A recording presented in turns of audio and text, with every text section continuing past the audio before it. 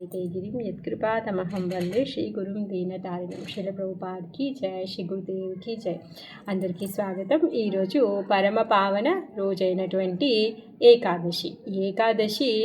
ఈరోజు ఉన్నటువంటి ఏకాదశి పేరు అమలకి ఏకాదశి.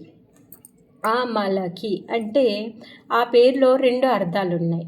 ఒకటి ఏంటి అంటే ఆమ్ల చెట్టు, ఆమ్ల అంటే ఉసిరికాయ చెట్టు ఒక అర్థము. ఇంకొకటి ఏంటి అంటే ఆ మలకి, ఆ అంటే లేనటువంటిది, కానటువంటిది, మల అంటే మలినాలు. మరి ఈ మలినాలను తొలగించేటటువంటి పరమ పావనమైనటువంటి ఏకాదశి అంట. మరి ఏ మలినాలు తొలగిస్తుంది అంటే మన హృదయంలో ఉన్నటువంటి కామ, క్రోధ, లోభ, మద, మత్సర్యాలు ఏవైతే ఉన్నాయో వాటన్నింటినీ కూడా తొలగించేటటువంటి ఏకాదశి. ఈ ఏకాదశి రోజు వ్రతం, ఈ అమలికి ఏకాదశి రోజు వ్రతం చేసిన వాళ్ళు వాళ్ళ హృదయం శుద్ధిపడి వాళ్ళు భగవద్ధామానికి వెళ్తారు అని చెప్పేసి ఆచార్యులు చెప్తూ ఉన్నారన్నమాట.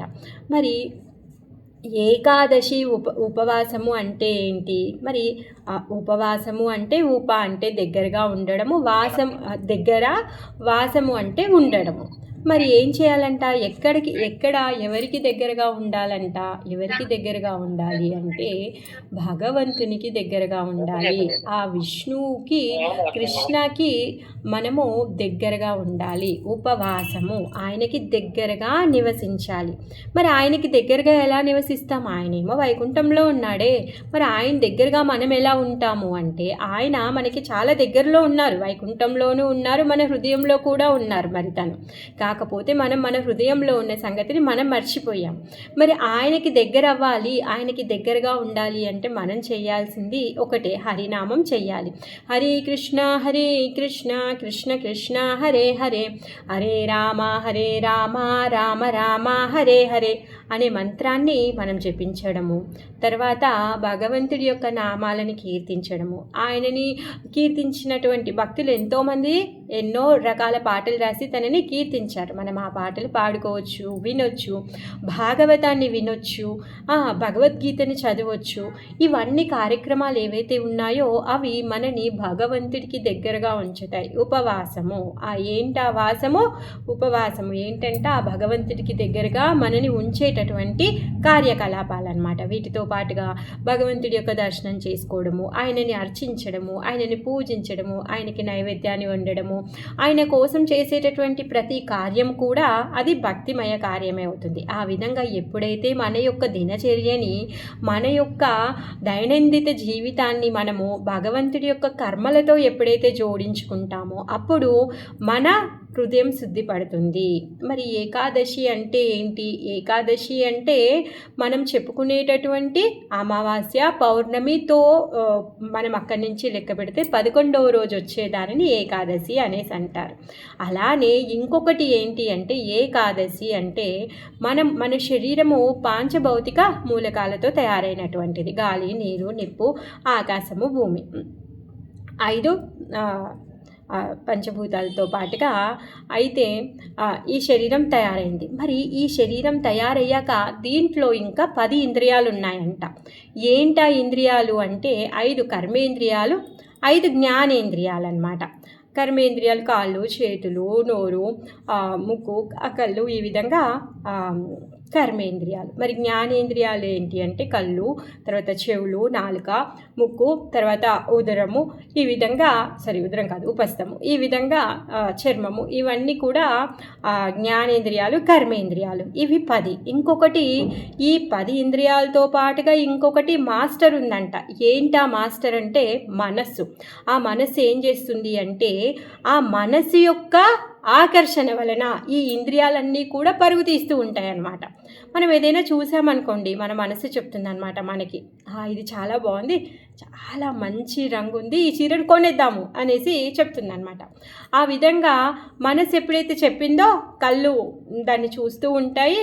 సో మనం అది కొనాలి అని చెప్పేసి మన చేతులు, మన కాళ్ళు ఆ విధంగా మనము పరుగు తీస్తూ ఉంటాం అన్నమాట. జస్ట్ ఎగ్జాంపుల్ చెప్తున్నా నేను. ఆ విధంగా మనసు ఏం చేస్తుందంటే మన ఇంద్రియాలని పరుగు తీపిస్తూ ఉంటుందన్నమాట. మరి ఈ ఇంద్రియాలకి మనస్సు కంటే ఇంకా ఉత్తమమైనటువంటి మాస్టర్ ఉన్నాడు మన దగ్గర. ఎవరు అంటే బుద్ధి. ఆ బుద్ధి ఎలాంటిది అంటే ఆ బుద్ధి చెప్పినట్టుగా ఈ మనస్సు నడుచుకోవాలి. కాకపోతే ఆ బుద్ధిని మనము పట్టించుకోవట్లేదనమాట. ఎందుకు బుద్ధి చెప్తుంది, ఇప్పుడు అవసరం ఏం లేదు, మన దగ్గర చాలా చీరలున్నాయి, కలర్ బాగుంటే బాగుంది, చూద్దాంలే, మళ్ళీ నెక్స్ట్ టైం ఎప్పుడైనా మనం కొనాలనుకున్నప్పుడు ఒకవేళ అప్పుడు గుర్తుంటే ఈ కలర్ చీర కొనుక్కోవచ్చులే అని బుద్ధి చెప్తుంది. కానీ మనం దాన్ని పట్టించుకోము. అప్పుడు ఏం చేస్తాం, ఎప్పుడో కాదు, ఎప్పుడు నచ్చింది ఎక్కడ కనిపిస్తే అది కొని తీరాలి, కట్టేసుకోవాలి, బుద్ధి తీరుతుంది అని అలా మనస్సు చెప్తుంది అన్నమాట. మరి మన మనస్సు మాటే వింటాము, బుద్ధి మాట వినమన్నమాట. ఎందుకంటే మన మనస్సు డామినేట్ చేస్తూ ఉందన్నమాట, దాని యొక్క ఆధిపత్యాన్ని నడిపించాలి అనేసి అనుకుంటుంది అన్నమాట. మరి ఈ మనస్సు ఏం చేస్తుంది, 10 రకాలుగా ఈ ఇంద్రియాలని లాక్కెళ్తూ ఉంది. ఆల్రెడీ 10 రకాల ఇంద్రియాలు ఉన్నాయి. ఈ మనస్సుతో ఈ 10 రకాల ఇంద్రియాలు 10 దిక్కుల్లో లాగేస్తూ ఉన్నాయన్నమాట. మరి ఈ మనస్సు మన ఇంద్రియాలని లాగకుండా ఉంచేటటువంటి దారి ఏమైనా ఉందా? ఉంది. ఆ దారే భగవంతుడి యొక్క భక్తి. మరి భగవంతుడి యొక్క భక్తి చేయడానికి ఎన్నో రకాల పద్ధతులు, విధానాలు అన్నీ కూడా ఉన్నాయి. ఏంటి? శ్రవణ, కీర్తన, స్మరణ, వందన, పాదసేవన, దాస్య, అన్నీ కూడా అర్చన, పూజన, ఇవన్నీ కూడా భగవంతుడి యొక్క భక్తి చేయడంలో ఇవన్నీ కూడా ఉన్నాయి. అదేవిధంగా ఎప్పుడైతే మనం ఇంకా ఉపవాసం చేయడం, ఏంటి అది, మనం భోజనంలో ఉపవాసం చేయడము, తర్వాత మన ఇంద్రియాలు అన్నీ కూడా మనస్సు లాగుతూ ఉంది కదా, ఆ ఇంద్రియాల ఆకర్షణకి కూడా మనం ఉపవాసం చేయడం. ఎలా? ఇప్పుడు మనసు ఏమనింది, ఆ చీర కొందామనింది, బుద్ధి ఏం చెప్తుంది, వద్దని చెప్తుంది. సో ఈరోజు ఏకాదశి కాబట్టి ఓకే, మనం ఏ విధంగా అయితే తిండి కూడా తినట్లేదో అదేవిధంగా ఈరోజు మన ఇంద్రియాలు చెప్పేటటువంటి పనులని మనం చేయొద్దు. ఒకవేళ మన బుద్ధి మనకు అది కరెక్ట్ అని చెప్తే, అది నిజంగానే మనకు అవసరం ఉంటే అప్పుడు మనం ఆ పని చేస్తాము అనే నియమం కూడా పెట్టుకోవచ్చు అన్నమాట. ఆ విధంగా ఈ ఉపవాసాలని చేస్తారనమాట. ఉపవాసము అంటే మనము భగవంతుడికి దగ్గరగా నివసించడం. ఎప్పుడు భగవంతుడికి దగ్గరగా నివసిస్తాము? శ్రీమద్ భాగవతాన్ని, భగవద్గీతలను చదవడం వలన, భగవంతుడి యొక్క కథలను వినడం వలన, హరే కృష్ణ మహామంత్ర జపాన్ని జపించడం వలన. అలా కాదండి, మేము శ్రీ సాంప్రదాయంలో ఉన్నాము, మేము ఓం నమో భగవతే వాసుదేవాయ చేస్తాము, ఓం నమో నారాయణాయ చేస్తాము అంటే నో ప్రాబ్లం. మీ యొక్క మంత్రం ఏదైతే ఉందో మీరు ఆ మంత్రాన్ని జపించండి. ఇక్కడ ఇంపార్టెంట్ ఏంటి అంటే మనం భగవంతుడి యొక్క నామాన్ని జపించడం ఇంపార్టెంట్. ఆ విధంగా సో మనము భగవంతుడి యొక్క గుణగణాలను వింటూ భగవంతుడి యొక్క నామాన్ని మనం జపం చేయడము ముఖ్యం. అదేవిధంగా మనము అప్పుడప్పుడు కొంచెం తపస్యని కూడా చేయాలి. ఏంటంట తపస్య? మనం పొద్దున్నుంచి రాత్రి వరకు 3 సార్లు తింటాము, మరి తింటూనే ఉంటాము, ఎప్పుడు తినకుండా ఊరుకోము. మరి అప్పుడప్పుడు ఇలా ఉపవాసం చేయడం వలన ఏమంటారు, సైన్స్ ప్రకారంగా చూసుకుంటే మన శరీరానికి కొంచెం రెస్ట్ ఇచ్చి అది ఏం చేస్తుంది అంట, హీల్ అవుతుంది అంట. అంటే దానికి ఎక్కడైనా లోటుపాట్లు ఉంటే అది రిపేర్ చేసుకుంటూ ఉంటుందంట. ఆ విధంగా హెల్త్ వైజ్గా ఇది చాలా బాగుంటుంది. 15 రోజులకు ఒకసారి మీరు ఉపవాసం చేస్తే మీ హెల్త్ కూడా చక్కబడుతుంది. ఇంకేమవుతుంది అంటే, మనము ఎప్పుడైతే భగవంతుణ్ణి మనం కీర్తిస్తున్నామో అప్పుడు ఉపవాసంతో కీర్తించాలి.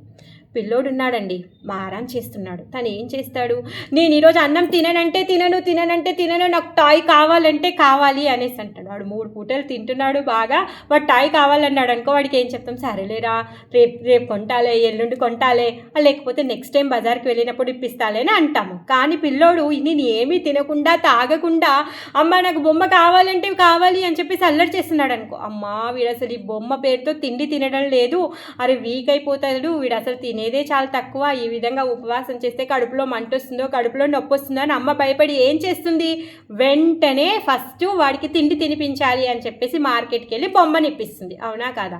అలానే మనము కూడా కొంచెం శారీరకంగా మనము తపస్య చేయాలి. ఏంటా తపస్య అంటే అడవికి వెళ్ళి తపస్సు చేయడం కాదు, మనం తినేటటువంటి పదార్థాలని కొంచెం నియంత్రించడం ద్వారా మనము భగవంతుడి యొక్క నామ జపాన్ని చేశామనుకోండి, అప్పుడు భగవంతుడు కూడా నా పిల్లోడు నా కోసంగాను కొంచెం చూడు ఉపవాసం చేసి హరినామాన్ని చెప్తున్నారు అని చెప్పేసి భగవంతుడికి కూడా త్వరగా మన పట్ల కరుణ కలిగే విధంగా మనం చెయ్యాలి. అప్పుడప్పుడు మనకి ఈ శరీరపరమైనటువంటి ఉపవాసాలను తీసుకోవాలన్నమాట. అందుకుగానే ఈ ఉపవాసం ఉంది. మనం ఎలాగో చెప్పుకున్నాము ఉపవాసం, ఏకాదశి స్టోరీ చెప్పుకున్నాము. ఎందుకంటే ఏకాదశి రోజు అన్నంలో రాక్షసుడు ఉంటాడు కాబట్టి అన్నం తీసుకోరు అని చెప్పేసి ఆ విధంగా కొన్ని నియమాలని మనం పాటిస్తూ ఈ ఉపవాసాన్ని చేయాలి. మొత్తం సంవత్సరంలో 24 ఏకాదశులు వస్తాయి. ఆ విధంగా ప్రతి ఒక్క ఏకాదశికి ఒక్కొక్క పేరు ఉంటుంది. ప్రతి ఏకాదశికి కూడా ఒక్కొక్క కథ ఉంటుంది. ఒక్కొక్క ఏకాదశిని ఫాలో చేసి ఒక్కొక్కరు వాళ్ళు భగవద్ధామానికి వెళ్ళినటువంటి లీలలు ఉన్నాయి. ఉత్తమ జీవన స్థితిని పొందినటువంటి కథలు ఎన్నో ఉన్నాయన్నమాట.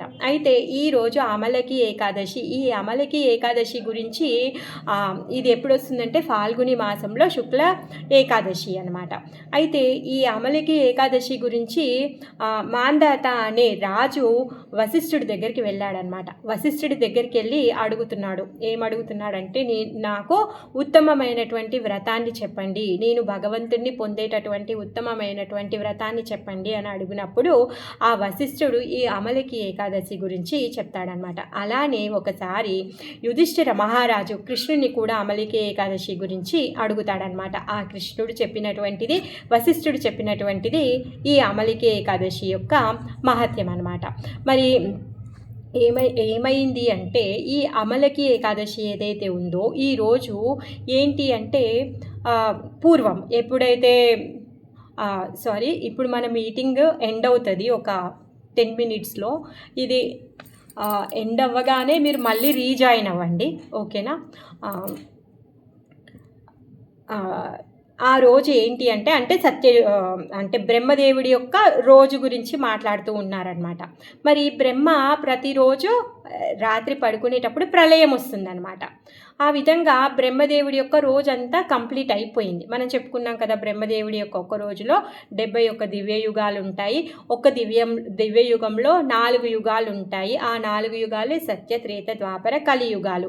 మరి ఒక్క కలియుగం యొక్క టైం ఎంత అంటే 4,32,000. కలియుగానికి 2 ద్వాపర యుగము, దానికి 2 త్రేతాయుగము, దానికి 2 సత్యయుగము. ఈ మొత్తం అన్నీ కలిపితే టోటల్ ఎంత వస్తుందో దాన్ని ఒక దివ్యయుగంగా అంటారు.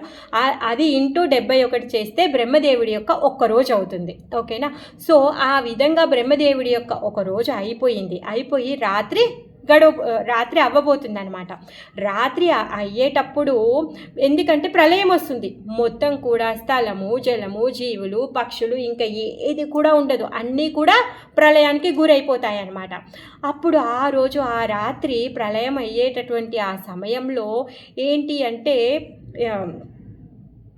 ఏమంటారు, బ్రహ్మాండ పురాణంలో ఉందన్నమాట ఈ కథ. బ్రహ్మ తను ఏం చేస్తూ ఉన్నాడు, పొద్దున్నుంచి ఎప్పుడైతే తను మేలుకున్నాడో అప్పటి నుంచి ఇప్పుడు సాయంత్రం వరకు, తను పడుకునేప్పటి వరకు తను కష్టపడి పనిచేస్తూ ఉన్నాడు. ఎన్నిసార్లు? ఇప్పటికీ 71 దివ్య యుగాలు. అంటే ఏంటి, ప్రతి యుగం తర్వాత కూడా ఒక చిన్న ప్రళయం వస్తుంటుంది, దివ్య యుగం తర్వాత కూడా ఒక ప్రళయం వస్తూ ఉంటుంది. ఆ విధంగా జీవులని సృష్టించడము, వాళ్ళని మళ్ళీ రిపేర్ చేయడము, వాళ్ళ కర్మలని వాళ్ళు చేసినటువంటి కర్మల ప్రకారంగా వాళ్ళకి ఫలితంగా ఆ జీవుడికి ఆ శరీరం ఇవ్వడము, తనకు కావలసినటువంటి పరిస్థితులు ఇవ్వడము, తర్వాత ఈ దేవతలని మెయింటైన్ చేయడము, మొత్తం అన్నింటినీ 14 లోకాలన్నింటినీ చూసుకోవడము, అన్నింటినీ కూడా చూసుకునేవాడు బ్రహ్మ. మొత్తం సృష్టి కార్యాన్ని చేసేటటువంటి వాడు బ్రహ్మ. ఆ విధంగా తను తెల్లారుజామున లేసి మొదలుపెట్టాడండి పని, సృష్టి కార్యాన్ని. ఇప్పుడు సాయంత్రం అయింది, అలిసిపోయాడు, పనిలో అలిసిపోయాడు. అయితే అప్పుడు బ్రహ్మదేవుడి యొక్క మస్తకం నుంచి ఒక చెమట బొట్టు రాలి కింద పడిందంట. కింద పడినప్పుడు ఆ చెమట బొట్టు రాలి కింద పడినప్పుడు ఒక వృక్షం అక్కడి నుంచి పుట్టుకొచ్చిందనమాట. ఒక వృక్షమే పెరుగుతుంది, ఒక చెట్టు పెరుగుతుంది అక్కడి నుంచి. ఆ చెట్టు ఏంటి అంటే ఇప్పుడు బ్రహ్మదేవుడు తన సృష్టిలో ఉన్నటువంటి చెట్టు కాదు, తను పొద్దున్న నుంచి సాయంత్రం వరకు తను సృష్టి చేస్తూ ఉన్నారు, కానీ ఇప్పటివరకు తను ఆ చెట్టుని సృష్టించలేదంట. ఆ బ్రహ్మదేవుడి యొక్క చెమట నుంచి ఏర్పడి వచ్చినటువంటి ఆ వృక్షం అది చిన్నగా పుట్టి అది మహావృక్షం అయిపోయిందనమాట. ఆ మహావృక్షం ఏంటి, బ్రహ్మదేవుడు చూస్తున్నాడంట. ఇప్పుడు ప్రళయ సమయము, అన్నీ కూడా అన్నీ వెళ్ళిపోయాయి ప్రళయంలోకి, ప్రళయ జలంలోనికి ప్రతి ఒక్కటి కూడా వెళ్ళిపోయాయి. తనకి నిద్ర వస్తుంది, తను పడుకోవాలి. మొత్తం అన్నీ కూడా మటుమాయమైపోయాయి. కానీ ఆ చెమట బొట్టు పడినప్పుడు ఓన్లీ ఒక్క ఈ వృక్షం మాత్రము వచ్చిందనమాట. అప్పుడు చూస్తున్నాడనమాట బ్రహ్మ, ఏంటి ఈ వృక్షం, ఎందుకు ఇది ఒక్కటి ఏమీ అవ్వకుండా ఇలా స్తబ్దంగా ఉంది అని చెప్పేసి తను చూస్తూ ఉన్నప్పుడు ఆకాశవాణి చెప్పిందనమాట. ఏం చెప్పింది అంటే, ఇది ఆమలకి వృక్షము అని చేసి చెప్పిందనమాట. ఇది నీ సృష్టిలోది కాదు, ఇది భగవంతుడి యొక్క పని చేస్తుంటే, భగవంతుడి యొక్క భక్తుడు సేవ కారణంగా తను అలసిపోయి తన చెమటల్లో కింద పడినప్పుడు వచ్చినటువంటి వృక్షము. అంటే భగవంతుడి యొక్క ధ్యానంలో భగవంతుడిచ్చినటువంటి సేవని తను భగవంతుడి యొక్క నామని చెబుతూ తను ఏం చేస్తున్నాడు, ఈ సృష్టి కార్యాన్ని చేస్తూ ఉన్నాడు. ఆ విధంగా ఇది దివ్యమైన చెట్టు అని చెప్పేసి ఆకాశవాణి చెప్తుందన్నమాట. బ్రహ్మాండ పురాణం ఏమంటుంది అంటే, బ్రహ్మ ఉత్తమ వైష్ణవుడు, ఆయన వైష్ణవుడు పరిశ్రమ వలన ఏర్పడింది కాబట్టి ఈ చెట్టు దివ్యమైంది. అది ఆ చెమటని మలంలాగా చూస్తారు, కానీ అది మలము కాదు, అది చాలా దివ్యమైంది అనేసి చెప్తున్నారనమాట. అయితే ఈ ఏదైతే ఈ చెట్టు ఉందో, ఈ ఆమ్ల చెట్టు, ఉసిరి చెట్టు ఉందో, ఆ ఉసిరి చెట్టు యొక్క మొదట్లో విష్ణువు ఉంటాడంట, తర్వాత ఊర్ధ్వంలో బ్రహ్మ ఉంటారంట, శాఖల్లో మునులు ఉంటారంట, కాండంలో శివుడు ఉంటాడంట, ఉపశాఖల్లో దేవతలు ఉంటారంట, ఆకుల్లో వసువులు ఉంటారంట, పుష్పాల్లో వాయుదేవుడు ఉంటాడంట, ఫలంలో సమస్త ప్రజాపతులు ఉంటారంట. అందరూ కూడా ఈ వృక్షంలో ఆ విధంగా నివాసం తీసుకొని ఉంటారనమాట. ఆ విధంగా ఈరోజు ఫాల్గుణ శుక్ల ఏకాదశి రోజు ఈ ఆమ్ల చెట్టు ఆవిర్భవించిందనమాట. అందుకు కానీ ఈ ఆమ్లకి ఏకాదశి రోజు ఈ ఆమ్ల చెట్టుని అందరూ కూడా సేవ చేస్తూ ఉంటారనమాట. అయితే బ్రహ్మాండ పురాణంలో చెప్పారనమాట, ఎవరైతే ఈరోజు ఆమ్ల చెట్టుకి సేవ చేస్తారు అంటే అక్కడ ఊకడం కానీ, అక్కడ హారతి ఇవ్వడం కానీ, దీపం పెట్టడం కానీ, అక్కడ కూర్చొని భగవంతుడి యొక్క జపం చేయడం కానీ, అన్నీ ఏ పూజ సామాగ్రిలు ఏమైనా ఉంటే ఆ చెట్టుకి అర్పించడం కానీ, ఎందుకంటే విష్ణువు తన చెట్టు యొక్క పాదంలో ఉంటారు కాబట్టి ఆ విధంగా అర్చించిన వాళ్ళు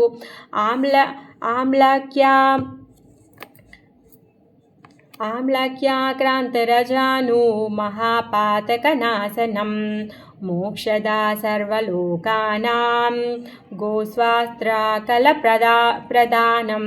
అంటే ఈ ఆమ్ల చెట్టుని ఎవరైతే ఈరోజు సేవిస్తారో మహాపాతక నాశనం, వాళ్ళు చేసినటువంటి అన్ని రకాల పాపాలు ఏ ఉన్నా కానీ ఆ పాపాలన్నీ కూడా తొలగిపోతాయంట.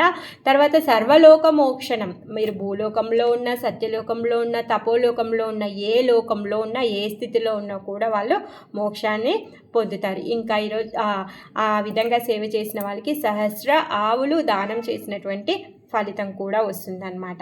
ఆ విధంగా పద్మపురాణం ఇంకొక కథ చెప్తుందన్నమాట. ఏంటి అంటే, చిత్రరథ అనే ఒక రాజు ఉండేవాడనమాట. అయితే ఈ చిత్రరథ అనే రాజు చాలా గొప్ప రాజు, చాలా ఐశ్వర్యవంతుడు, చాలా భక్తుడు కూడా. ఎంత గొప్ప భక్తుడు అంటే ఆయన యొక్క రాజ్యంలో ప్రతి ఒక్కరు కూడా ఎవరు కూడా ధర్మాన్ని తప్పి ఎవరు కూడా ప్రవర్తించే వాళ్ళు కాదంట. ఆయన ఏకాదశి ఉపవాసం చేసేవాడు. అలానే ఆయన రాజ్యంలో ఉన్న ప్రతి ఒక్కరు కూడా ఏకాదశి ఉపవాసము చేసేవాళ్ళు అనమాట. అసలు ఆయన రాజ్యంలో అసలు దరిద్రం అనేదే లేదంట. ఉత్తమమైన బ్రాహ్మణులు, ఉత్తమమైన క్షత్రియులు, ఉత్తమమైనటువంటి వైశ్యులు, ఉత్తమమైన శూద్రులతో నిండి ఉన్నటువంటిది ఆ రాజ్యం అనమాట. అయితే ఈ చిత్రరథ రాజు ఈ ఆమ్లకి ఏకాదశి రోజు తను పొద్దున్నే లేచి తను ఏం చేశాడు అంటే నది స్నానానికి వెళ్ళాడు. స్నానం చేయడానికి అలానే అందరు రాజ ప్రజలు కూడా వచ్చి నదిలో స్నానం చేశారంట. స్నానం చేశారు. తర్వాత ఆ నది తీరంలో ఉన్నటువంటి విష్ణు ఆలయానికి వెళ్ళి పూజ చేసి అర్చన చేస్తూ ఉన్నారు. ఆ ఆలయం యొక్క ప్రాంగణంలో ఉన్నటువంటి ఆమ్లకి ఆ చెట్టుకి కూడా తను సేవ చేశాడంట. సేవ చేసిన తర్వాత అలా సాయంత్రం వరకు అలా జపం చేయడము వేరే వేరే కార్యాల్లో అయిపోయింది. సాయంత్రం అయిన తర్వాత మళ్ళీ రాజు ఆ గుడికి వస్తాడంట. గుడికి వచ్చి అక్కడే భగవంతుడి యొక్క నామకీర్తన చేస్తూ జాగరణ చేస్తాము అని వాళ్ళు జాగరణ ప్రోగ్రాం పెట్టుకున్నారు ఏకాదశి రోజు. ఆ విధంగా మొత్తము రాజప్రజలందరూ కూడా ఆ గుడికి వచ్చారు. రాజు కూడా కూర్చున్నారు. అందరూ కూడా తెల్లవారులో విష్ణువు యొక్క నామాన్ని తలుస్తూ కీర్తన చేస్తూ వాళ్ళు భజన చేస్తూ ఉన్నారనమాట. అయితే ఇక్కడ ఏదైతే ఈ వనం ఉందో, ఆ నది ఉందో, ఆ నదికి కొంచెం దూరంలో అవతల సైడు ఒక అడవి ఉందంట. ఆ అడవిలో ఒక ఏమంటారు తనని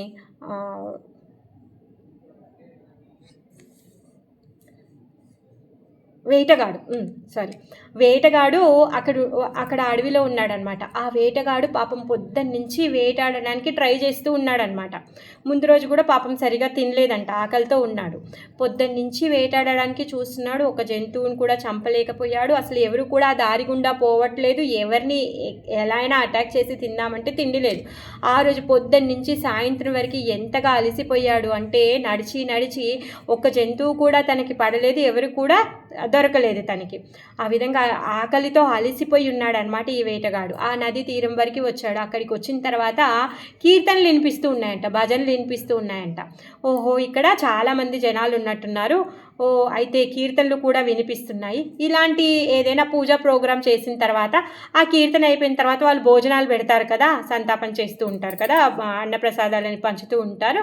నేను అక్కడికి వెళ్ళి కనీసం అలా ఫ్రీగా వచ్చిందైనా తింటాను, ఈరోజు మాంసము ఏది దొరకకున్నా కానీ అదన్నా తింటే నా కడుపు నిండుతుంది, నా ఆకలి తీరుతుంది అని చెప్పేసి ఆ వేటగాడు అలా వస్తూ వస్తూ ఆ నది దాటేసి ఆ విష్ణు ఆలయం యొక్క బయట కూర్చున్నాడు అనమాట. ఎందుకంటే వాడికి స్నానము శుచి శుభ్రత ఏదీ లేదు, అలా అని చెప్పేసి తను బయట కూర్చున్నాడు అనమాట.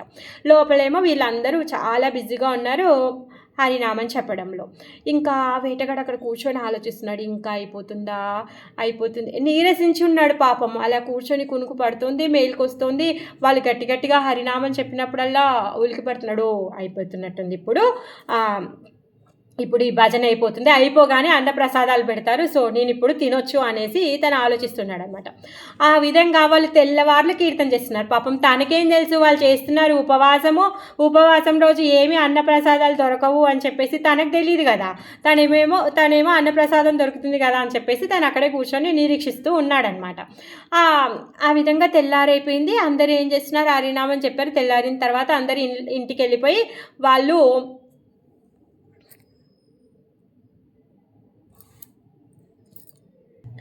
పొద్దున్నే అయిపోయింది, వాళ్ళు హరికీర్తన అయిపోయింది, వాళ్ళు లేసారు, వాళ్ళ ఇంటికి వెళ్ళిపోయి పారం చేసుకుని వాళ్ళు డైలీ ప్రోగ్రాం వాళ్ళు చేసుకుంటారు. పాపం తనకి ప్రసాదమే దొరకలేదు. తనకి తెలియకుండానే ఈ ఆమ్లకి ఏకాదశి రోజు కంప్లీట్ ఫాస్టింగ్ చేశాడు ఈ వేటగాడు. ఎప్పుడైతే తన చనిపోయాడో, తను చనిపోయిన తర్వాత నెక్స్ట్ లైఫ్లో తను ఉత్తమమైనటువంటి ఏమంటారు విదురత వంశంలో తను పుడతాడనమాట. విదురత వంశంలో ఉత్తమ క్షత్రియుడిలాగా వసురతగా పుడతాడనమాట తను. ఈ పూర్వజన్మలో ఎవరు, ఈ వేటగాడు. తనకి తెలియకుండానే ఈ ఆమ్లకి ఏకాదశి ఉపవాసాన్ని ఉన్నటువంటి వాడు. తను ఆ విధంగా వసురతగా పుడతాడనమాట. అయితే చాలా మంచి ఏమంటారు తెలివితేటలు కలిగినటువంటి వాడు, ఐశ్వర్యం ఉంది. తర్వాత వాళ్ళ రాజ్యంలో ఉన్నటువంటి రాజ ప్రజలందరినీ కూడా సక్రమంగా చూసుకునేటటువంటి దక్షత కలిగినటువంటి వాడు. మరి అలాంటి వాడు ఏం చేశాడు అంటే ఒకరోజు వేటకి వెళ్ళాడనమాట. వేటకి వెళ్ళినప్పుడు వేటలో బాగా అలసిపోయి అక్కడ తను ఏం చేస్తూ ఉన్నాడు అంటే చెట్టు కింద సేద తీసుకుంటూ ఉన్నాడు. అయితే తను వేటకు ఒక్కడే వెళ్ళాడు ఒంటరిగా, ఇంకెవరూ లేరు అని చెప్పేసి శత్రు రాజ్యంలో ఉన్నటువంటి వీళ్ళందరూ కూడా ఆయనని అటాక్ చేయాలి, ఆయనని చంపేయాలి అని చెప్పేసి అందరూ కూడా వస్తారనమాట. అందరూ వచ్చి ఆయన మీదికి వాళ్ళ యొక్క బాణాలన్నింటినీ కూడా వదులుతారు, కానీ అతనికి ఏమీ అవ్వదన్నమాట. ఆ సమయంలో ఒక దేవత ప్రత్యక్షమవుతుంది అక్కడ. తను సహస్ర చేతులతో ఉంటుందన్నమాట, అష్టభుజాలతో ఉంటుంది. అష్టభుజాలతో ఉన్నటువంటి దేవత ఒక ఆమె అక్కడ ప్రత్యక్షమయ్యి తను వాళ్ళందరితో కూడా యుద్ధం చేస్తుంది అన్నమాట. యుద్ధం చేసి వాళ్ళందరినీ కూడా సంహరించేస్తుంది. వాళ్ళందరూ కూడా అక్కడ పడిపోయి ఉంటారనమాట. ఆయన అలా మేలుకొచ్చేస్తుంది, లేచి చూడగానే ఆయన చుట్టూ అందరూ కూడా ఆ బందిపోట్లు అందరూ కూడా చనిపోయి ఉంటారనమాట. అప్పుడు ఆ వసురత చాలా ఆశ్చర్యపోతాడు, ఏంటి వీళ్ళెవరు, ఈ విధంగా ఎందుకు చనిపోయారు అని చెప్పేసి తను ఆలోచిస్తూ ఉంటాడనమాట. అప్పుడు ఆకాశవాణి చెప్తుందనమాట అప్పుడు ఆకాశవాణి ఏం చెప్తుంది అంటే, సకల జీవులని రక్షించువాడు ఆ విష్ణువే నిన్ను రక్షించాడు అని చెప్పేసి చెప్తుందనమాట. అలానే నువ్వు పూర్వజన్మలో ఇలా వేటగాడివి, నీకు తెలియకుండానే నువ్వు అమలకి ఏకాదశి వ్రతాన్ని చేశావు, చేయడం వలన నువ్వు ఇప్పుడు ఈ ఉత్తమమైనటువంటి జన్మని పొందావు. ఉత్తమ జన్మని పొందడమే కాదు, సాక్షాత్ ఆ నారాయణుడి యొక్క ప్రొటెక్షన్ నీకు లభించింది అని చెప్పేసి ఆకాశవాణి చెప్తుందనమాట. ఆ విధంగా ఈ ఏకాదశి వ్రతం చేయడం వలన భౌతిక లాభంతో పాటు ఆధ్యాత్మిక లాభం కూడా కలుగుతుందన్నమాట. పాపము ఆ వేటగాడు ఏంటి, ఆకలితో ఉన్నాడు. తను ఆకలితో ఆ ప్రసాదం కోసం అనేసి వచ్చాడు అక్కడికి. ఆయన యొక్క కోరికలు నెరవేరడం అంటే తను తినాలి, ఆ కోరికతో వచ్చాడు కదా. అందుకోసం కానీ తను ఉత్తమమైనటువంటి రాజు ఇంట్లో పుట్టాడు. ఆయన భౌతికమైనటువంటి కోరికలు కూడా తీరిపోయాయి. అలానే భగవద్ధామానికి కూడా తను వెళ్తున్నాడు అనమాట. ఆ విధంగా ఏకాదశి వ్రతం చేయడం వలన ఇక్కడ ఆధ్యాత్మిక భౌతిక అని చెప్పారు. అసలు ఇంకా మనకు 3 లాభాలు ఉన్నాయండి. 15 రోజులకు ఒకసారి ఫాస్టింగ్ చేస్తే హెల్త్ కూడా బాగుతుందంట. అప్పుడు హెల్త్ కూడా వచ్చేసింది మనకి. అలానే భౌతికమైన కోరికలు కూడా నెరవేరుతున్నాయి. అలానే ఆధ్యాత్మికమైన కోరికలు కూడా నెరవేరుతూ ఉన్నాయన్నమాట. అందుకు కానీ ఏనకైనా ప్రకారైన భగవంతుడి దగ్గర మన మనస్సు పెట్టుకోవాలి. మనకి ఈ ఏకాదశి ఒక మహదవకాశం. ఏ విధంగా భగవంతుడిని ఇంకా ఎక్కువగా జపం చేయడం కోసం, భగవంతుడి కథని ఇంకెక్కువగా వినడం కోసం ఇది మహదవకాశం అన్నమాట. అమలకి ఏకాదశికి జై. సో కొంచెం సేపు చైతన్య భాగవతం చెప్పుకుందాం. చైతన్య భాగవతము మనం నిన్న నిమాయి పండితుని దొంగలు ఎత్తుకొని వెళ్ళారు. పాపం దొంగలు ఎత్తుకొని వాళ్ళు దూరంగా తీసుకొని వెళ్ళి ఆయన వేసుకున్నటువంటి నగలన్నీ కూడా దొంగతనం చేసుకుందాము అనేసి అనుకున్నారు. పాపం అది ఆలోచించుకుంటూ వెళ్ళారు. నిమాయి చేతిలో సందేశ్ పెట్టారు, వాళ్ళతో మాట్లాడుతూ ఉన్నాడు. కానీ మాయ ప్రభావం ఏంటో తెలియదు. వాళ్ళంతా ఊరంతా తిరిగి చివరి ఆఖరికి నిమాయి వాళ్ళ ఇంటికి వచ్చేసారు. ఎప్పుడైతే నిమాయి వాళ్ళ ఇంటికి వచ్చారో నిమాయి గబగబా దిగేసి నానవళ్ళలోకి వెళ్ళిపోయాడు అనమాట. ఆ దొంగలు చూస్తూ ఉన్నారు, అయ్యో ఏంటి మననెవరు మోసం చేశారు, మనం ఇక్కడికి ఎలా వచ్చాము అనేసి అనుకుంటున్నారు.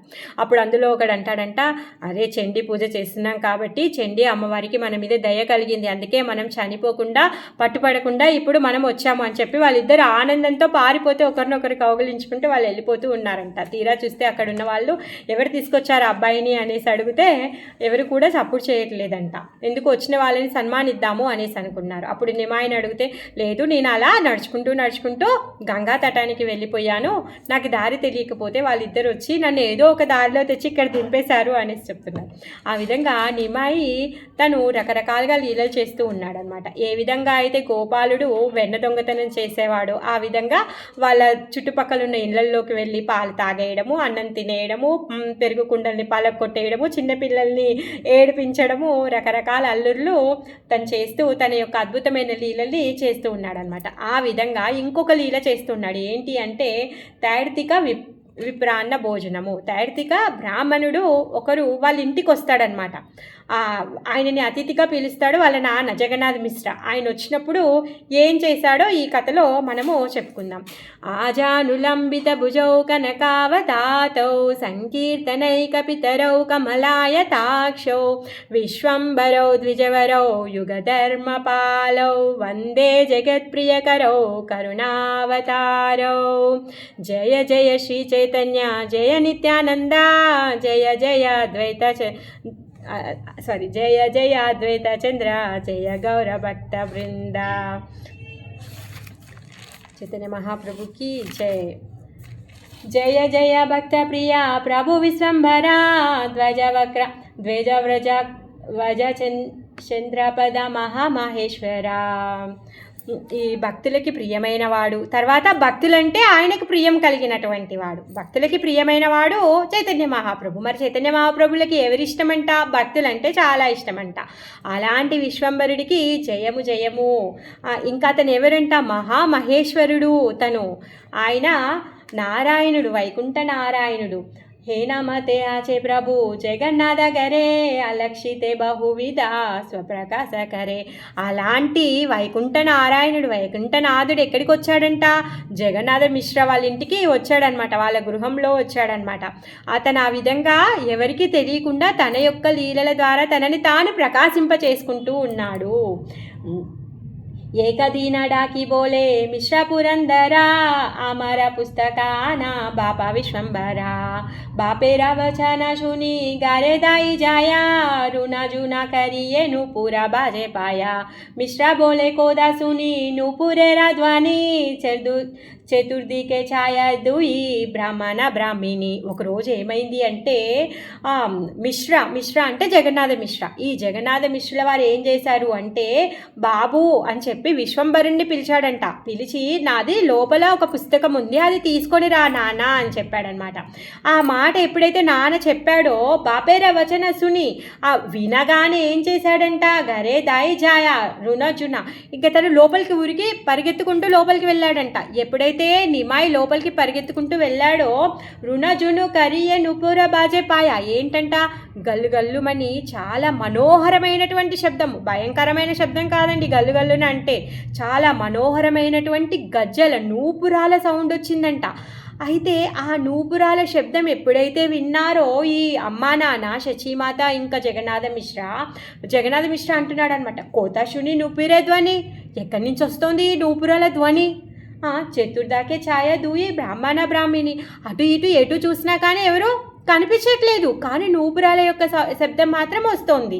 ఎవరున్నారు? ఇంక ఇంట్లో ఎవరు లేరు, విశ్వంభరుడే ఉన్నాడు. అతను ఇప్పుడు లోపలికి వెళ్ళాడు. అప్పుడు జగన్నాథ్ మిశ్ర అంటున్నారు, అమారా పుత్ర పాయే నాహిక నూపురా. అరే మన అబ్బాయికి నూపురాలు లేవే.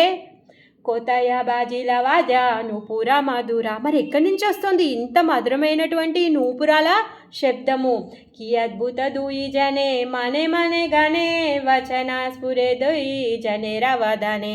ఆ విధంగా వాళ్ళిద్దరూ మాట్లాడుకుంటూ ఉన్నారనమాట. మాట్లాడుకుంటూ వాళ్ళు ఇద్దరు కూడా ఆశ్చర్యపోతున్నారంట. ఎందుకు అంటే అసలు నూపురాలే లేవు పిల్లోడి కాళ్ళకి, మళ్ళీ ఆ నూపురాల శబ్దం ఎంత మనమోహకంగా ఉంది అంటే, ఎంత అద్భుతంగా ఎంత దివ్యంగా ఉంది అంటే వినడానికి, అలాంటి అద్భుతాన్ని వాళ్ళు అరే ఏంటి అని చెప్పేసి ఆశ్చర్యపోతున్నారనమాట. పూతి దియా ప్రభు చెలీలే నాకేలా అయితే. పూతి అంటే పుస్తకాన్ని ప్రభు తీసుకొని వచ్చాడు, నిమాయి తీసుకొని వచ్చి వాళ్ళ నాన్నకి ఇచ్చాడనమాట. ఆరా అద్భుత దేకి గియా గృహే మాజియే. సో ఆ విధంగా తను పుస్తకాన్ని ఇచ్చేసి ఏం చేశాడు, తను ఆడుకోవడం కోసమని బయటికి వెళ్ళిపోయాడనమాట. సభగృహ దేకే ఆపురూప పద చిహ్న ధ్వజ వజ్ర అంకుశ పాతకాది భిన్న ఆనంద దోహే దేకి అపూర్వ చరానా దోహే హైల పులకిత సజల నయన. అసలు ఇంక అప్పుడు ఎప్పుడైతే పిల్లోడు ఆడుకోవడానికి ఇంట్లో నుంచి బయటికి వెళ్ళాడో జగన్నాథ మిశ్ర ఇంకా సచీమాత ఇద్దరు కూడా, ఎందుకు వాళ్ళ శబ్దం విన్నారు కదా, అసలు ఈ శబ్దం ఎక్కడి నుంచి వస్తుంది చూద్దాము అని చెప్పేసి వాళ్ళిద్దరు కలిసి ఇంటి లోపలికి వచ్చారంట. ఇంటి లోపలికి వచ్చి చూస్తే వాళ్ళకి అధ్వజము, చక్రము, శంఖము ధ్వజము, వజ్రము, అంకుశము ఇవన్నీ అచ్చులు ఉన్నటువంటి పాద ముద్రలు కనిపిస్తున్నాయంట. అది చూడగానే, అలాంటి దివ్యమైనటువంటి ఆ చరణాలని చూడగానే దోహే హైల పులకిత సజలనయన, వాళ్ళ శరీరం అంతా పులకించిపోయిందంట. ఏమంటారు, ఆ పద అచ్చులతో ఉన్నటువంటి ఎప్పుడైతే ఆ పాద అచ్చులను చూశారో, ఆ దివ్యమైన అచ్చులు కలిగినటువంటి ఆ పాద అచ్చులని వాళ్ళు చూశారో వాళ్ళ శరీరాలు పులకించిపోయాయి. వాళ్ళ కళ్ళల్లో నుంచి నీళ్ళు వస్తున్నాయంట. సజలనయనే, వాళ్ళ కళ్ళు ఆ పులకింతతో ఆ భగవంతుడి యొక్క భక్తిలో, అసలు వాళ్ళు స్వతహాగే చాలా గొప్ప భక్తులు, అలాంటి మధురమైనటువంటి ఏదైతే అనుభూతితో వాళ్ళ కళ్ళు తడిచాయన్నమాట. పాద పద్మాదేకి దోహే కరే నమస్కారా దోహే బోలే విరిస్తారీను జన్మ నహి ఆరా. ఎప్పుడైతే ఆ పాద పద్మాలని చూశారో చూడగానే వాళ్ళిద్దరూ ఆ పాద పద్మాలకి నమస్కరించారంట. నమస్కరించి దోహే బోలే, వాళ్ళిద్దరు ఏమనుకుంటున్నారంటే నిస్తారిమ జన్మ నహి వారా. ఆహా, ఈ దివ్య మంగళ పాద పద్మాల దర్శనంతో మన జన్మ ధన్యమైపోయింది, సో ఈ దర్శనంతో మళ్ళీ మనకి ఇంకో జన్మ ఉండదు అని చెప్పేసి వాళ్ళు అనుకుంటున్నారంట. మిశ్ర బోలే శూన విశ్వరూపే రాజనని కృత పరమాన రాందహ ఆపని.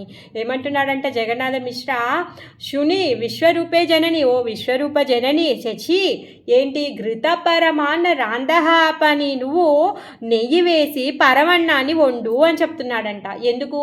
గరజే ఆచేన దామోదర సాల గ్రామ పచ్చగవ్వ సకలే కరాము తానే స్నాన. నేను రేపు పంచగవ్యాలతోని ఈ మన ఇంట్లో ఉన్నటువంటి దామోదర శిల ఏదైతే ఉందో ఆ శిలకి పంచగవ్యాలతో నేను అభిషేకం చేస్తాను అని చెప్పేసి నువ్వు ఏం చెయ్యి, నెయ్యి వేసి పరవాన్నాన్ని వండు అనేసి చెప్తున్నాడు అనమాట. रुजी लाजते हुगारे బూలే నా పాని ఆత ఏవ సుని లాజా నూపురే ధ్వని. ఇప్పుడు ఏమంటున్నాడంటే జగన్నాథ మిశ్రా, ఇప్పుడు ఈ శాలిగ్రామ ఏంటి దామోదర శాలిగ్రామ కదా, అందుకని చెప్పేసి ఈ దామోదర శాలిగ్రామ తిరుగుతూ ఉన్నాడు అనేసి అంటున్నాడు అనమాట. ఆ దామోదరుడే ఇంట్లో తిరుగుతూ ఉన్నాడు, అందుకే మనకి ఈ నూపుర ధ్వని వినిపిస్తోంది అనేసి జగన్నాథ మిశ్ర శశిమాతతో అంటున్నాడు. ఆ మాట విని ఏయి మతే దూయి జనే పరమహరిషే శాలగ్రామ పూజ కరే ప్రభు మనోహసే. ఆ విధంగా అమ్మా నాన్న శాలిగ్రామ ఇంట్లో తిరుగుతోంది అనేసి అనుకోవడము, ఇప్పుడు శాలిగ్రామకి పూజ చేస్తామని అనుకోవడం, ఆ మాటలు విని నిమాయి నవ్వుకుంటూ ఉన్నాడనమాట. తను ఇంకా మనసులో నవ్వుతూ ఉన్నాడనమాట. ఆరయేక కథ సుని పరమాద్భుత చేరంగ కరీల ప్రభు జగన్నాథ సూత. ఆ విధంగా ఈ జగన్నాథ మిశ్రుడైనటువంటి తనయుడు ఎవరు, ఆయన చేసేటటువంటి అద్భుతాలు, ఇంకా అద్భుతాలు ఉన్నాయి, అవన్నీ వినండి, ఇంకో అద్భుతాన్ని చెప్తాను అని చెప్పేసి బృందావన్ దాస్ ఠాకూర్లు చెప్తున్నారనమాట. జగన్నాథ సుత పరమ అద్భుత జయ రంగ కరీలా ప్రభు, ఆ ప్రభు చేసినటువంటిది. పరమ సుకృతి ఏక తైర్తిక బ్రాహ్మణ కృష్ణేరా ఉద్దేశే కారే తీర్థ పర్యటన. ఈ తైర్తిక బ్రాహ్మణుడనే ఒక గొప్ప బ్రాహ్మణుడు ఉన్నాడంట. ఆయన ఏం చేస్తూ ఉన్నాడు అంటే, కృష్ణుడే ఉద్దేశం ఆయనకి, అంటే ఆయన కృష్ణ భక్తుడు అనమాట. అలాంటి కృష్ణ భక్తుడు తను తీర్థయాటన చేస్తున్నాడు, తీర్థ క్షేత్రాలని తను తిరుగుతూ ఉన్నాడనమాట. షడక్షర గోపాల మంత్రేరా కరే ఉపాసన. తను ఏం చేస్తున్నాడంటే షోడశాక్షర గోపాల మంత్రాన్ని తను ఉపాసన చేస్తున్నాడు, తను చేసేటటువంటి జపం. గోపాల నైవేద్య వినా కరే భోజన. అయితే ఆయన గోపాలుడికి ఆయన నివేదించకుండా ఏది కూడా తను స్వీకరించాడంట. ఇంకా ఆయన ఏమి తినడు, ఆయన గోపాలకి ఏదైతే ఆఫర్ చేస్తాడో, ఏదైతే నైవేద్యంగా పెడతాడో దానినే తను స్వీకరిస్తాడనమాట. దైవే భాగ్యవాన్ తీర్థ బ్రాహ్మీతే ఆసియామి లీలా విప్ర బూరా బడితే. ఆ విధంగా ఆ బ్రాహ్మణుడు అదృష్టవశాత్తు తను తీర్థయాటన చేస్తూ నిమాయి వాళ్ళ ఇంటికి వచ్చాడనమాట. కంటే బాల గోపాల భూషణశాల గ్రామ పరమ బ్రాహ్మణ తేజ అతి అనుపమ. అయితే ఆయన దగ్గర బాలగోపాల శాలిగ్రామం ఉందంట. ఆ బాలగోపాల శాలిగ్రామాన్ని తన మెడలో అలంకరణగా తను పెట్టుకున్నాడనమాట. ఆయన మెడలో ఒక ఏమంటారు తాడులాగా, అంటే బ్యాగ్ లాంటిది అనుకోండి, ఆ సంచిలో ఉంటుంది, ఆ మెడలో వేసుకుంటారు. ఆ సంచిలో ఆ బాలగోపాల శాలిగ్రామ్ని తను పెట్టుకొని ఉంటారనమాట. తను సేవ చేస్తూ ఉంటారు. అలా ఏమంటారు నైవేద్యాన్ని అర్పించి అది మాత్రమే తను తీసుకుంటూ ఉంటారనమాట. మరి ఆ బ్రాహ్మణుడు ఎలా ఉన్నాడు అంటే పరమ బ్రాహ్మణ్య తేజ, అసలు చాలా గొప్ప తేజంతో ఉన్నాడంట. అతి అనుపమ, అతి ఏమంటారు చాలా దివ్యంగా ఉన్నటువంటి తేజంతో తను ఉన్నాడనమాట. ఎంతో తేజంతో తను వెలిగిపోతూ ఉన్నాడనమాట. ఉట్టి పడుతుందంట తేజం ఆయన లోపల. నీరవధి ముఖే విప్ర కృష్ణ కృష్ణ బోలే అంతరే గోవింద రసే దూయి చక్షుడూలే. తన నోటితో కృష్ణనామాన్ని కృష్ణ కృష్ణ కృష్ణ కృష్ణ కృష్ణ కృష్ణ అంటూ తను జపిస్తూనే ఉన్నారంట నిరంతరము. నిరవధి ముఖే విప్ర బోలే కృష్ణ కృష్ణ, నిరవధి, అసలు ఎప్పుడు కూడా బ్రేక్ లేకుండా కంటిన్యూస్గా కృష్ణనామాన్ని జపిస్తూ ఉన్నాడు. ఇంకా అంతరే గోవింద రసే, లోపల గోవిందుడి యొక్క నామ రసాన్ని తన అనుభూతి పొందుతూ ఉన్నారు. దూయి చక్షుడూలే, ఆ ఆనందం ఆయన మనస్సులో పొందేటటువంటి ఆనందము ఆయన యొక్క 2 కళ్ళల్లో కనిపిస్తుందంట. ఆ భగవంతుడి యొక్క స్మరణలో ఆయన పొందే ఆనందం ఆయన 2 కళ్ళల్లో కనిపిస్తుందన్నమాట. దేకి జగన్నాథ మిశ్రా తేజసేత హరా సంభ్రమే ఊటియ కారేలేనా నమస్కార. ఎప్పుడైతే ఆ తేజోవంతమైనటువంటి ఆ బ్రాహ్మణుడు ఉన్నాడో ఆయనను చూడగానే తిని ఆశ్చర్యపోయాడనమాట, సంతోషపడ్డాడు. ఎవరు? జగన్నాథ మిశ్రా. ఆ లేచి అతన్ని చూసి ఆశ్చర్యంతో నమస్కారం చేశాడంట. అతిథి వ్యవహార ధర్మ జైనమతే హాయా సభ కరలేనా జగన్నాథ మహాశయ. ఈ జగన్నాథ మిశ్రా మహాశయుడు అతిథి సహకారం ఎలా చేయాలో తనకి బాగా తెలుసు. ఆ విధంగా తను ఆయనకి అతిథి సత్కారాలు చేస్తున్నారు. ఆపనే కరియా తన పాద ప్రక్షాళన బసితే దిలేనా ఆసి ఉత్తమాసన. స్వయంగా జగన్నాథ మిశ్రుల వారు ఆయన యొక్క పాద ప్రక్షాళన చేశారు. ఆయనకు ఒక ఉత్తమ ఆసనాన్ని ఇచ్చి తనని అక్కడ ఆసీనులయ్యే విధంగా చూశారు. शुद्धहाई बासिलेना विधि जदि విప్రవరా తాబేతానే మిశ్ర జిజ్ఞాసేన కోతగరా. అయితే తను ఎప్పుడైతే అలసట తీర్చుకున్నారో కూర్చొని అలసట తీరిన తర్వాత అడిగాడంట, స్వామి మీరు ఎక్కడి నుంచి వచ్చారు, మీ ఊరేంటి, మీ ఇల్లు ఎక్కడ, ఏం సంగతి, మీరు కారణాలు ఏంటి అన్నీ కూడా కుశల ప్రశ్నలు అడిగారనమాట. విప్ర బోలే ఆమె ఉదాసీన దేశంతారి చిత్తేరా విక్షేప మాత్ర పర్యటనకారి. ఆయన ఏమన్నాడంట, నేను ఈ దేశం వాడిని కాదు, పక్క దేశం వాడిని, కానీ నేను దేశ దిమ్మరిని, అంటే నేను తీర్థయాటలను చేస్తూ ఉంటాను అని అలా చెప్తూ ఉన్నాడు అనమాట. నా మనసు ఎటు చెప్తే నేను అటు వెళ్తాను, నేను తీర్థయాటన చేయడమే నా పని అని చెప్పేసి చెప్తున్నాడు. నాకు ఇల్లు అవేమీ లేవు అని చెప్తున్నాడు.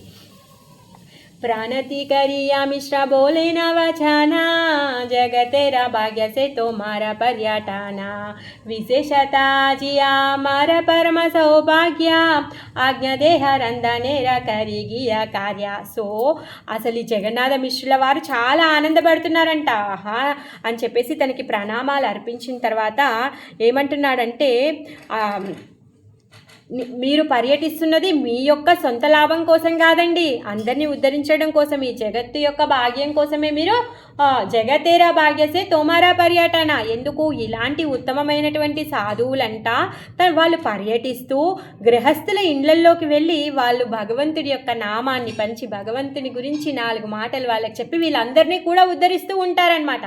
అందుకనే ఇక్కడ జగన్నాథ మిశ్రుల వారు ఏమంటున్నారంటే, అసలు మీరు తిరిగేది మీ యొక్క లాభం కోసం కాదు, జగతేరా భాగ్యే, ఈ జగత్తుని ఉద్ధరించడం కోసమే, వీళ్ళందరి అదృష్టం కోసమే, మా అందరి అదృష్టం కోసమే మీరు ఈ విధంగా పర్యటన చేస్తున్నారు అని చెప్పేసి జగన్నాథ మిశ్రుల వారు అన్నారనమాట.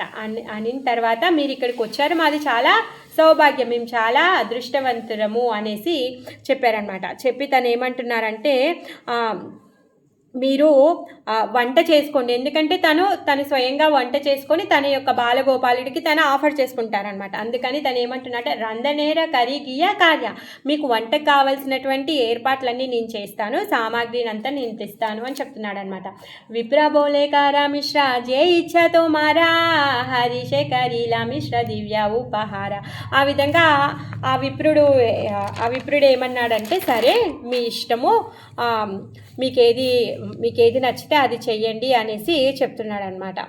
సో ఆ విధంగా జగన్నాథ మిశ్రుల వారు దివ్య ఉపహారాలని తను రెడీ చేస్తున్నారనమాట వంటకి కావాల్సినవి. రంధనేర స్థాన ఉపస్కరి బాలామతే దిశేలే సకాల సజ్జ రంధన కరీతే. ఎక్కడైతే వంట చేయాలో అక్కడంతా కూడా ఆ స్థలం అంతా కూడా అంతా మంచిగా క్లీన్ చేసి అలికి ముగ్గులు పెట్టేసి వంట చేయడానికి అన్నీ సిద్ధం చేసేసారంట. సంతోషే బ్రాహ్మణవర కరియ రంధన బాసిలేన కృష్ణేర కరీతే నివేదన. ఆ విధంగా ఆ విప్రుడు ఏం చేశాడంటే ఆనందంతో మరి జగన్నాథ మిశ్రుల వారు ఇచ్చారు అవన్నీ పెట్టేసి తను అక్కడ కూర్చొని తను వంట చేసుకున్నాడంట. వంట చేసుకొని ఇంకా కృష్ణుడికి నివేదించడం కోసమని కూర్చున్నాడు. సర్వభూత అంతర్యామి శ్రీ సచినందన మనే ఆచే విప్రేరే దివేరాధరసన. ఎప్పుడైతే ఈ విప్రుడు తను స్మరిస్తూ ఉన్నాడు, కృష్ణుడిని స్మరిస్తూ ఉన్నాడు. మరి కృష్ణుడు అందరి మనసులో ఉన్నాడు, తన లేని చోటు ఏదైనా ఉందా ఆ సచినందుడికి తెలుసు కదా. ఆ విధంగా విప్రుడు తను స్మరిస్తూ ఆఫర్ చేసేటప్పుడంట ఈ సచినందనుడు ఆ విప్రుడికి కనిపించాడు, మన నిమాయి ఆ బ్రాహ్మణుడికి కనిపించాడనమాట. ధ్యాన మాత్ర కరితే లాగీలా విప్రవరా సన్ముఖే ఆయిలా ప్రభు శ్రీ గౌర సుందర దూల మాయా సర్వాంగ మూర్తి దిగంబరా అరుణ నయన కర చరణ సుందర హాసియ విప్రేరాన్న లీల శ్రీకరే ఏకగ్రాస కాయిలేన ధేకే విప్రవారే. ఇంకా అసలు ఆ విప్రుడు ఎప్పుడైతే ధ్యానం చేస్తూ ఉన్నాడో ఆ ధ్యానంలో మన సచి యొక్క పుత్రుడు కనిపించాడనమాట. కనిపించి తను ఏం చేస్తున్నాడంట, ఎలా ఉన్నాడు అంటే దుమ్ముతో కొట్టుకొని పోయిందంట ఆయన శరీరం అంతా, దుమ్ములో పొరలాడొచ్చినట్టుగా ఉన్నాడనమాట. దుమ్ముతో పొరలాడొచ్చినట్టుగా ఉండి తర్వాత దిగంబరుడుగా ఉన్నాడంట. ఆయన కళ్ళు ఎలా ఉన్నాయి అంటే అరుణ ఎరుపులో ఉన్నాయంట. ఇంకా ఆయన చేతులు కాళ్ళు మొత్తం ఆ శరీరం అలా దుమ్ములో కొట్టుకొని వచ్చి అలా ఉన్నా కూడా చాలా అందంగా ఉందంట. చాలా దివ్యంగా కనిపిస్తున్నాడంట పిల్లోడు. ఆ పిల్లోడు ఏం చేస్తున్నాడంట, అలా కనిపిస్తూ నెమ్మదిగా నవ్వుతూ నెమ్మదిగా దగ్గరికి వస్తూ ఉన్నాడంట. వచ్చి అక్కడ ఆయన పెట్టుకున్నటువంటి ఏదైతే భగవంతుడికి నివేదన చేయడానికి పెట్టుకున్నాడు కదా అక్కడ అన్నాన్ని, దాంట్లో ఒక మెతుకుని తీసి తను లీలగా తింటున్నాడంట. ఇలా దొంగతనం చేసి గబక్కున తిని పారిపోవట్లేదండి, అక్కడ కూర్చొని లీలగా మంచిగా వయ్యారంగా తీసుకొని తింటున్నాడంట. వెంటనే విప్రుడు కళ్ళు తెరిచేశాడు. హాయ హాయ కరి భాగ్యవంత విప్రడాకే అన్న చూరి కరి లేక ఇచ్చల బలాకే. అయ్యో అయ్యో పిల్లోడు అన్నాన్ని దొంగలించేస్తున్నాడు అని చెప్పేసి ఆ బ్రాహ్మణుడు అరిచేస్తున్నాడు అనమాట. గట్టిగా అరిచేశాడనమాట. ఆసియా దేకేనా జగన్నాథ మిశ్రవరా బాతకాయ హాసే ప్రభు శ్రీ గౌర సుందర. అప్పుడు జగన్నాథ మిశ్రుడు అక్కడికి వచ్చాడంట. త్వరగా వచ్చేసి నవ్వుతూ ఉన్నాడు పిల్లోడేమో. నవ్వుతూ ఉన్నాడు ఆ పిల్లోడు, అన్నం తింటూ ఉన్నాడు. బ్రాహ్మణుడు వండుకున్న దాన్ని జగన్నాథ మిశ్రుడు కోపంగా వెళ్ళి ఆ గౌరసుందరుని కొట్టబోయాడంట, చెయ్యెత్తాడంట. వెంటనే क्रोधे मिष्टदायिया जाए न मारी वारे సంభ్రమే ఉటియా విప్రాదరి లేనా కరే. ఆ బ్రాహ్మణుడు ఏమడంట, మిశ్రుని చేయి పట్టుకున్నాడు అనమాట. చేయి పట్టుకొని అంటున్నాడు అనమాట. విప్రా బోలే మిశ్ర తుమి భాడాదేకి ఆర్య. ఏంటయ్యా మిశ్రా, నువ్వు చూడ్డానికి పెద్ద గొప్ప పండితుల్లా కనిపిస్తున్నావు. కోన జ్ఞాన బాలకే రమ మారియాకి కార్య. ఇలాంటి గొప్ప పండితుడు ఎవరైనా ఇంత చిన్న పిల్లోడికి కొడతారా ఏమైనా అనేసి అన్నాడంట. బాలమంద జ్ఞానచార దాకే మారి తారే ఆమారా సెపద జది మహారావు పారే. ఆ విధంగా మంచి చెడు తెలివైనటువంటి అన్యం పుణ్యం తెలివైనటువంటి ఇంత చిన్న పిల్లోడిని కొడతావా, ఇదేంటి అనేసి అంటాడనమాట. ఒకవేళ ఇప్పుడు ఈ పిల్లోడి మీద చెయ్యేసావనుకో నా మీద ఒట్టే అనేసి అంటాడనమాట. దుఃఖే బసి లేనా మిశ్ర హస్తి దియా సిరేసో. ఇంకా ఇప్పుడు జగన్నాథ మిశ్రుడికి పాపం చాలా బాధ కలుగుతుంది అనమాట. తల మీద చేతులు పెట్టుకొని కూర్చున్నాడు, ఇంకేం చేయాలో తెలియట్లేదు. మాతనహి తోలే మిశ్ర వాచన స్ఫూరే. అసలు ఏం చేయాలో తనకి తెలియట్లేదు, ఏం మాట్లాడాలో తెలియట్లేదు. తల వంచుకొని కూర్చున్నాడు. పాపం తల ఎత్తుకొని కూడా చూయించలేకపోతున్నాడంట కొడుకు ఆ విధంగా చేసేసరికి. ఎందుకంటే బ్రాహ్మణుడు పాపం అంత కష్టపడి వండుకున్నాడు, బ్రాహ్మణుడు తినకపోయేసరికి తనకి బాధ అనిపిస్తుంది. అతిథి వచ్చి తినకపోతే బాధ అనిపిస్తుంది కదా, ఆ విధంగా. विप्र बोले मिश्र दुख ना भावी हमाने जे दीने जेवता जे हा बेता हा ईश्वर से जाने. నువ్వేమి ఓ మిశ్రా, నువ్వేమి బాధపడకు, నీ మనస్సులో ఏమి నువ్వు బాధపడకు, ఏ రోజు ఏది కావాలో ఆ ఈశ్వరుడికి తెలుసులే అనేసి అంటాడనమాట. అన్ని తర్వాత మీ ఇంట్లో ఏమైనా పండ్లు కందమూలాలు ఏమైనా ఉంటే ఇవ్వు అని అడుగుతున్నాడు. ఫలమూలాది గృహే జేదాకే తోమారా అని దేహ అజిత కరీబాహారా. మీ ఇంట్లో ఏమైనా ఫ్రూట్స్ ఉంటే, దుంపలు ఉంటే ఏమైనా ఉంటే అవి ఇవ్వు, అవి ఈరోజు తినేస్తానులే అనేసి చెప్తాడనమాట. మిశ్రా బోలే మోరే జది దాకే వృత్తే జ్ఞాన ఆరా బారా పాకకార ఖరీదే జస్తాన. మిశ్రుడు ఏమంటున్నాడంటే ఇప్పుడు రిక్వెస్ట్ చేస్తున్నాడు, స్వామి ప్లీజ్ ఇప్పటివరకు అయిన దానికి క్షమించేసి ఇప్పుడు నువ్వు మళ్ళీ ఇంకొకసారి వంట చేసుకో అని చెప్పేసి తను విప్రుడిని రిక్వెస్ట్ చేస్తున్నాడు అనమాట. నేను మీ సేవకుని అనుకుంటే ప్లీజ్ మళ్ళీ వంట చేసుకోండి అని చెప్పేసి తను రిక్వెస్ట్ చేస్తున్నాడు. గృహాచరందనేరా సకల సంబారా పునపాక కరతబే సంతోష మరా. ఏమంటున్నాడంటే అన్ని సంబరాలంటే అన్ని ఐటమ్స్ కూడా అన్ని ఇంట్లో ఉన్నాయి, మీరు మళ్ళీ వంట చేసుకోవచ్చు, ప్లీజ్ మీరు అలా చేసుకుంటే మాకు సంతోషం వేస్తుంది అని చెప్పేసి అంటున్నాడు అనమాట. బలితేలా గీల చేత ఇష్ట బంధుగాన. అక్కడ ఉన్నటువంటి బంధువులందరూ కూడా ఆమాసభ చాహిత బేకరహరందన. మాకు కూడా సంతోషము, మీరు మళ్ళీ ఇంకొకసారి వంట చేసుకుంటే ప్లీజ్ దయచేసి మీరు మళ్ళీ ఇంకోసారి వంట చేసుకోండి అని చెప్తారనమాట. ఆ విధంగా విప్రబోలే జేయి ఇచ్చ తోమాసభకారా కరిబరందాన సర్వదాయ పునర్వారా. ఆ విధంగా ఆ విప్రుడు అంటాడు, సరే మీ అందరి ఇష్టమే కానివ్వండి, నేను మళ్ళీ వంట చేస్తాను అనేసి అంటాడనమాట. हरिषः इला सबे विप्रेरावचाने स्थाना उपस्करेलेन सबे तत्क्षणे రందనేర సజాని దిలేన త్వరితే చెలిలేన విప్రవర రందన కరితే. ఆ విధంగా జగన్నాథ మిశ్రుడు ఆనందంతో లేచి ఆ స్థలాన్నంతా తొందరగా క్లీన్ చేసేసి మళ్ళీ అలికేశారు. అన్నీ ఏర్పాటు చేసి అన్నీ ఏవేవి కావాలో అవన్నీ కూడా త్వరగా తీసుకొని వచ్చి అక్కడ పెట్టారనమాట. వెంటనే ఆ విప్రవర రందన కరితే, రందన అంటే వంట చేయడం అనమాట. సో వంట చేయడం కోసంగానే ఆ విప్రుడు కూడా అక్కడ కూర్చున్నాడు అనమాట. తర్వాత ఇంకిప్పుడు అమ్మో మళ్ళీ ఇక్కడే నిమాయి ఉంటే మళ్ళీ ఏం అల్లరి చేస్తారు అని చెప్పేసి ఆయన తీసుకెళ్ళిపోమంటున్నారు. ఇంకా సబేయి బోలేన శిశు పరమ చెంచల, అమ్మో ఈ చంచలమైనటువంటి పిల్లోడున్నాడే అందరూ అంటున్నారనమాట. ఆరబార పాచే నష్ట కరయే సకల. సో ఈ విధంగా అన్నం తిని మొత్తం అంతా కూడా ఇలా చేసేసాడు, నష్టం చేసేసాడు అంతా. రందన భోజన విప్రకారేణ జావత ఆరబడిలా ఏసి చురాకహ తావత. ఆ విధంగా పక్కన వేరే వాళ్ళ ఇంట్లో దూరంగా తీసుకెళ్ళి పిల్లోని అక్కడ పెట్టేయండి, మళ్ళీ ఇక్కడ ఉంటే అదే అల్లరి చేస్తాడు, బాగా చంచలంగా అయిపోయాడు నిమాయి అనేసి అంటున్నారనమాట. వెంటనే తబే సచి దేవి పుత్రే కోలేత కరియా చలిలేనా రబడి ప్రభురేలా. ఇలా ఆ విధంగా శచిమాత పిల్లోని ఒళ్ళో తీసుకొని తను అక్కడి నుంచి బయలుదేరుతుందనమాట. సబనారి గణ బోలే సునీరే నిమాయి ఏ మత కరియకి విప్రేరాన్న కాయి. ఏమ్రా నీ తాయ్ ఏమ్రా నీ మాయి నువ్వు ఇలా చేసావు, నీకేమైంది, అలా విప్రుడు వండుకున్నటువంటి భోజనాన్ని తినేసావు అనేసి అక్కడ ఉన్న స్త్రీలందరూ కూడా అడుగుతున్నారనమాట. हासिया बोले न प्रभु श्री चंद्रवदाने हमारा की दोषा विप्रडा की लापाने. నేమా ఏమంటున్నాడంటే నేనేం తప్పు చేశాను, ఆ విప్రుడు పిలిచాడు, వచ్చి భోజనం తీసుకోమని పిలిచాడు, అందుకే నేను వెళ్ళి భోజనాన్ని స్వీకరించాను అనేసి అంటున్నాడు. విప్రుడేమో కృష్ణుని పిలిచాడు, ఈయన కృష్ణుడే కదా, అందుకే ఈయన వెళ్ళి తీసుకున్నాడు అనమాట. సో ఆ విధంగా విప్ర పిలిచినప్పుడల్లా ఇతను వెళ్ళి తీసుకుంటూ ఉంటాడనమాట. ఇంకా ఈ స్టోరీ చాలా ఉంది, దాన్ని మనము మండే రోజు కంటిన్యూ చేసుకుందాము. హరే కృష్ణ. ఇంకా 100-110 శ్లోకాలు ఉన్నాయి, చాలా టైం పడుతుంది, కంప్లీట్ అవ్వదు. హరే కృష్ణ.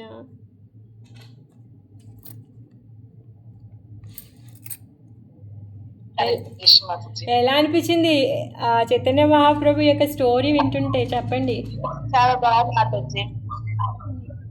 మాతాజీ లేరా ఏంటి ఇవాళ, సైలెంట్ గా ఉన్నాడు. ఎవరు? నాగలక్ష్మి మాతాజీ. తను లేరట్టున్నారు ఈరోజు, జాయిన్ అవ్వలేదు.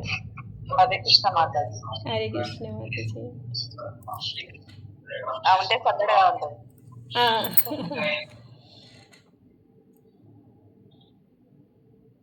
హరే కృష్ణ. హరే కృష్ణ. హరే కృష్ణ.